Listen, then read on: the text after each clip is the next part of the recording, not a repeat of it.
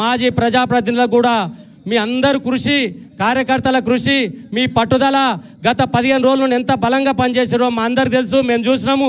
అన్నకు ప్రత్యక్షంగా ప్రతి క్షణం మమ్మల్ని మానిటరింగ్ చేస్తూ ఉన్నాడు. అందుకే మనం ఈ స్థాయిలో మనం మంచి మెజార్టీతోని ఇన్ని స్థానాలు వచ్చినందుకు మీ అందరికీ మళ్ళొకసారి శుభాకాంక్షలు తెలియజేస్తూ ఇప్పుడు మన మాజీ శాసనసభ్యులు అంజయ్ సార్ మాట్లాడవలసిందిగా కోరుతా ఉన్నాం.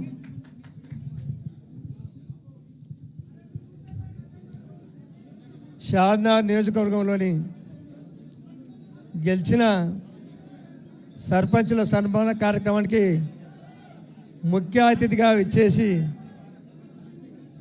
అన్ని విధాలా మన కండగా ఉన్న గౌరవనీయులు మన పార్టీ వర్కింగ్ ప్రెసిడెంటు, అదేవిధంగా మాజీ మంత్రివర్యులు ప్రస్తుత ఎమ్మెల్యే కేటీ రామారావు గారికి, మాజీ ఎమ్మెల్సీ కన్య ప్రభాకర్ అన్న గారికి, అదేవిధంగా శ్రీనివాస్ యాదవ్ గారికి, అదేవిధంగా రవి గారికి, ఇమ్తియాజ్ గారికి, మాజీ చైర్మన్ మిట్టునాయక్ గారికి, మాజీ వైస్ జిల్లా పరిషత్ చైర్మన్ ఈట గణేష్ గారికి, లక్ష్మణ్ గారికి, హఫీజ్ గారికి, శ్రీధర్ రెడ్డి గారికి, పెద్దలు నాన్నరెడ్డి గారికి, సత్యం గారికి, కడంపల్లి సీనాన్న గారికి, శివన్ గారికి, వెంకటరెడ్డి గారికి, రాజలక్ష్మి గారికి, ముఖ్యంగా నూతనంగా గెలిచిన సర్పంచ్లకు, డిప్యూటీ సర్పంచ్లకు, మాజీ సర్పంచ్లకు, మాజీ ప్రజాప్రతినిధులకు అందరికీ శుభాకాంక్షలు తెలియజేస్తూ, ముఖ్యంగా మిగతా నాయకుల బీఆర్ఎస్ పార్టీ నాయకులు కూడా కష్టపడి గెలిపించినందుకు వారందరికీ ధన్యవాదాలు తెలుపుతున్నాం.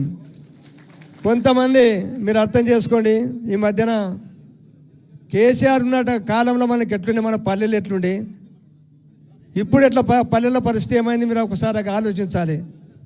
అప్పుడున్న సర్పంచులు ఆ సమస్య ప్రతి గ్రామంలో ఊరుకోనికి ఎంత అంతంగా ఊర్లలో ఏముండే అంటే అప్పుడు పాడుపడ్డ గోడలు, మురికి తుమ్మ చెట్లే ఉంటుండే. ఇప్పుడు గ్రామాలు ఎంత శుద్ధంగా అయితే పరిశుద్ధ, ముఖ్యంగా రోడ్ల పోటీ చెట్లు నాటకం, హరితారం, అదేవిధంగా డంపు యార్డులు, క్రిమిటోరియం, ఈ పనులు ఎప్పుడైనా చేసి అర్థం చేసుకోవాలి. గ్రామానికి కావాల్సిన వస్తువులను కల్పించడం. కేసీఆర్ గారు గౌరవ మాజీ ముఖ్యమంత్రి మన కేసీఆర్ అధినాయకుడు కేసీఆర్ చేసే పనులను గ్రామాల్లో ఎప్పుడు మర్చిపోరు ప్రజలు. కానీ ఆలోచించాలి, మనకు అంత మంచి చేస్తే కానీ కేంద్రంలో బీజేపీ ప్రభుత్వం ఉన్నది. ఆ బీజేపీ ప్రభుత్వం కూడా తప్పలేదు. ఎక్కడెక్కడ మన భారతదేశంలో అత్యధికంగా అవార్డులు పొందింది మన తెలంగాణ మన తెలంగాణ రాష్ట్రంలో గ్రామాలే. కాబట్టి అంత సౌకర్యం కల్పించుడు. మనకు కరెంట్ ఇచ్చే కరెంటు ఎంత ఇబ్బంది ఉండే, కరెంటు లేక రాత్రిపూట ఎంత ఇబ్బంది పడడం, ఇక అవి చెప్పుకుంటూ కూడా చాలా ఉంటాయి. వ్యవసాయదారులు చెప్పుకుంటూ కూడా చాలా ఇబ్బందులు పడడం, పొలాల కాడ ఇబ్బంది, వ్యవసాయ భూముల కాడ రాత్రి బాగా నిర్వహించడం, అవన్నీ చెప్పుకుంటూ పోతే చాలా ఉంటాయి. కానీ ముఖ్యంగా గ్రామీణ ప్రాంతంలో గ్రామాలు శుద్ధి అయినాయి, సీసీ రోడ్లు వేయించిండు, అదేవిధంగా గ్రామాలకు కూడా బీట్ రోడ్లు వేయించడము, అన్ని పనులు చేసిండు, అదేవిధంగా కరెంట్ ఇచ్చిండు, తానిక నీళ్ళు ఇచ్చిండు. ముఖ్యంగా గ్రామీణ ప్రాంతంలో తానిక నీళ్ళు ఇచ్చిండు. ముఖ్యంగా మన షాద్నగర్ పరిస్థితి ఎట్లుండే, షాద్నగర్ పట్టణంలో అయితే 8 రోజులకు 2 కడవలు నీళ్ళు ఇచ్చే, 2 బిందెలు నీళ్ళు అంతే. అంత ఘోరం, అంత ఇబ్బందులు బతికారు. తండాల పరిస్థితి ఎంత ఇబ్బంది ఉండే మన షాద్నగర్లో. అటువంటిది ముఖ్యంగా తానిక నీళ్ళు ఇచ్చిన చరిత్ర మన కేసీఆర్ గారిది, అది ఎప్పుడు మర్చిపోవడం. అదేవిధంగా రైతులకు కరెంట్ ఇచ్చాడు. ఆయన ముఖ్యమంత్రి వెంటనే ఏ రాజకీయ నాయకుడైనా, ఏ ముఖ్యమంత్రికైనా ఆలోచన వచ్చిందా? ముఖ్యంగా గ్రామీణ ప్రాంతంలో ఉన్న చెల్లను బాగా చేయించాలనే ఆలోచన వచ్చిందా? చెల్లు బాగా చేయించుడు. దాంతోపాటు వర్షాలు పడ్డాయి, చెల్లు నిన్నాయి, చెల్లింతో బోర్లలో నీళ్లు పెరిగిన తర్వాతనే దాని దగ్గర కరెంట్ ఇచ్చాడు. రైతుకు పెట్టుబడి ఇచ్చాడు. రైతు చచ్చిపోతే రైతు బీమా ఇచ్చాడు. ఆ సౌకర్యం ఎక్కడన్నా?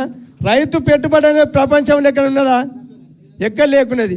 ముఖ్యంగా గ్రామీణ ప్రాంతంలో స్త్రీలు చాలామంది ఆలోచించాలి. ఇంతకుముందు మొన్న పోయినప్పుడు కూడా చెప్పాడు, కేసీఆర్ రాకముందు కేసీఆర్ కిట్ ఎవరన్నా ఇచ్చినా? పిల్లలకు చదువుకునే కళ్యాణ లక్ష్మిగా అంటే పెళ్లిళ్ళకు పెట్టుబడికి ₹1 కూడా ఇచ్చిన చరిత్ర ఏ ప్రభుత్వం ఇచ్చిందా? కాబట్టి కేసీఆర్ వచ్చి తొలుత 50,000 ఇచ్చాడు, 75,000 ఇచ్చాడు, తర్వాత 1,00,000 ఇచ్చాడు. ఎలక్షన్ తర్వాత ఖర్చులు ఎక్కువైనా 2 లక్షలు చేస్తా అంటే అది నమ్మలే. వాళ్ళు తులం బంగారం ఎక్కిస్తాడు, నమ్మి ఓట్లేసారు. చాలామంది ఏమనుకున్నారంటే గ్రామీణ ప్రాంతంలో కేసీఆర్ అన్నీ చేసాడు, వీళ్ళు కొత్తగా వస్తారు, వీళ్ళు ఏం చేస్తారో చూద్దామని ఆశతో వేసారు. కానీ గ్రామీణ ప్రాంతంలో ఈ ఎలక్షన్గా ముందు భవిష్యత్తులో ఇంకా కొన్ని గ్రామాలు ఏంటంటే వాడు మా ప్రాంతానికి గుర్తుగా రియల్ ఎస్టేట్ ఎక్కువ నడుస్తాను కాబట్టి పెట్టుబడితో కూడా కొన్ని చేసుకొచ్చా, డబ్బులు పెట్టి గెలిచిండు. అదిగాక నిజాయితీగా ముఖ్యంగా చాలామంది కూడా మన వాళ్ళు కష్టపడి గెలిచారు. చాలామంది కొన్ని ప్రాంతాలు అయితే వాళ్ళు ఎంత పైసలు పెట్టి యునానిమస్ చేసినా డిప్యూటీ సర్పంచులు మన విధి లేక డిప్యూటీ సర్పంచులు మనమైనా మన గెలిచిన సర్పంచులు కాక డిప్యూటీ సర్పంచులు కొన్ని గ్రామాలు అయినారు. కానీ మనం ఒకటి ఏంటంటే తెలంగాణ రాకముందు మన ప్రాంతంలో తెలంగాణ వస్తే ఆగమైపోతాం, తెలంగాణ వస్తే నక్సల్ రాజ్యం అవుతుంది, తెలంగాణ వస్తే ముస్లిం రాజ్యం అవుతుంది, నానా అనుమానాలు. ముఖ్యంగా మన శాసనాల్లో తెలంగాణ వస్తే భూముల ధరలు పడిపోతాయని భయపడరు. భూముల ధరలు పడిపోతే ఆగమవుతాను. మరి కేసీఆర్ గారు వచ్చిన తర్వాత భూముల ధరలు పడిపోయినాయా ఎక్కువైనాయా మీరు ఒకసారి ఆలోచించాలి. ఒక్క ఎకరా భూమి ఉంటే ₹1,00,00,000 వస్తే ధైర్యం వచ్చింది, ₹1,00,00,000 వస్తాయని. కోట్లకు మించిపోయినాయి మనకు. అంతకుముందు ఎట్లుంటే మళ్ళీ ఇప్పుడు అదే మళ్ళీ దిగిపోతాయి ధరలు. ధైర్యం వచ్చింది మన మన ప్రాంతంలో. మా కొంత భూమి ఉంటే మేము కోటీశ్వరుల ధైర్యం వచ్చింది. ఆ ధైర్యం కల్పించిన వ్యక్తి కేసీఆర్ గారు. కాబట్టి అట్లా ఎన్నో విధాల తలెత్తుకొని తిరిగే పరిస్థితి ఇచ్చాడు, మన గౌరవించుడు. అదేవిధంగా మనకు ముఖ్యంగా మనం సాధనాలు ఎప్పుడైనా పడినాయి ఆ ఒడ్లు అట్లా మన రాక ఒడ్లు పండాయా తన బోర్లలో నీళ్ళు కరెంట్ ఇచ్చిండు కాబట్టి ఒడ్లు సమృద్ధిగా పండాయి. దాని దగ్గర ఒడ్లు కొన్నాడు కాబట్టి మనం సుభిక్షంగా బతికినాం మన ఈ మధ్యన ఒడ్లు పండించుకొని.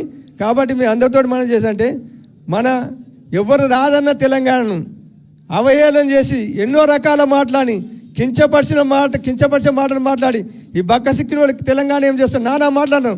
అప్పుడు వాళ్ళు కూడా ఇప్పుడు అదే మాట్లాడుతున్నారు, అదే అబద్ధాలు ఆడుతున్నారు. వాళ్ళు ఏంటంటే వాళ్ళు చెప్పుకున్నది ఒకటే రెండే విషయాలు. మేము చూసిగా మేము ఫ్రీ బస్ ఇచ్చినాం, ఫ్రీ బస్ ఇచ్చి ఛార్జీలు పెంచాడు, బస్సులు తక్కువ చేసాడు. మరి ఆ 2,500 ఇస్తాను ప్రతి ఆడపడుచుకు 2,500 ఇస్తే ఫ్రీ బస్ అవసరమే లేగా. ఎంతమంది ఉంటే అంత 2,500 వచ్చిగా ఇంట్లో. అది మనం చెప్పిన ఆడపిల్లలకు ఆడపడుచులు చెప్పారు ఆ ఫ్రీ బస్ తోటి ఆ ఇబ్బంది లాభం ఉంటుంది, అవి ఇస్తే బాగుంటుందని. అదేవిధంగా సన్నబియ్యం అన్నాడు. సన్నబియ్యం ఏందిరా బాబా, సన్నబియ్యం ఇప్పుడు ఎక్కువ వండే సన్నోట్లే వంతున్నాయిగా. మన గ్రామీణ ప్రాంతాలు ఎక్కువ సన్నోట్లే వంతున్నాయిగా.